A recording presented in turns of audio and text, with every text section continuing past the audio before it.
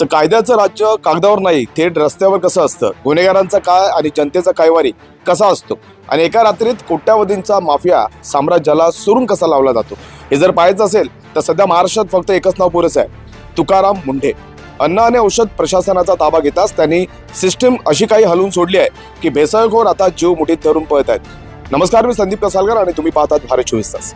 अन्न आणि औषध प्रशासनाची सूत्र हाती घेताच IAS तुकाराम मुंढे यांनी राज्यातील माफियांचे कंबरडे मोडायला सुरुवात केली आहे. हा केवळ वरवरचा दिखावा नाहीये, तर कायद्याच्या चौकटीत राहून केलेला थेट कायदेशीर सर्जिकल स्ट्राईक आहे. मुंडेंच्या या धडाक्याचे तांत्रिक आणि कायदेशीर पैलू आपण सविस्तर समजून घेऊया. पहिला प्रहार, गुटखा आणि निकोटीन युक्त पान मसाल्यावर food safety and standards act 2006 अन्वये राज्यात आधीच बंदी आहे. तरी बनावट कागदपत्र आणि शेल कंपन्या वापरून हा अवैध व्यापार संघटितपणे सुरू होता. यावर आयुक्त तुकाराम मुंढेंनी सर्वात मोठा निर्णय घेतलाय. आता या गुन्हेगारांवर केवळ अन्न सुरक्षा कायद्यांचे कलम लावणार नाहीत, तर थेट मकोका म्हणजेच Maharashtra control of organised crime act अंतर्गत कारवाई होणार आहे. अवैध व्यापारांचा हा गुन्हा आता संघटित गुन्हेगारी मानला जाईल. तर दुसरा प्रहार, अनेक खासगी हॉस्पिटल्स रुग्णांना त्यांच्याच अंतर्गत मेडिकलमधून महागडी औषधं घेण्याची सक्ती करत होते. यावर मुंडेंनी ग्राहक हक्कांचे संरक्षण करणारा एक ऐतिहासिक परिपत्रक जारी केलंय. या आदेशानुसार औषध कुठून खरेदी करायची हा पूर्णपणे रुग्ण आणि त्यांच्या नातेवाईकांचा कायदेशीर अधिकार आहे. रुग्णालयांची ही दादागिरी आता थेट ग्राहक संरक्षण कायद्याचे आणि ड्रग्ज ऍक्टचे उल्लंघन ठरेल. प्रहार तिसरा, मेडिकल स्टोअरच्या तपासणीत मुंडेंनी कडक निर्देश दिले.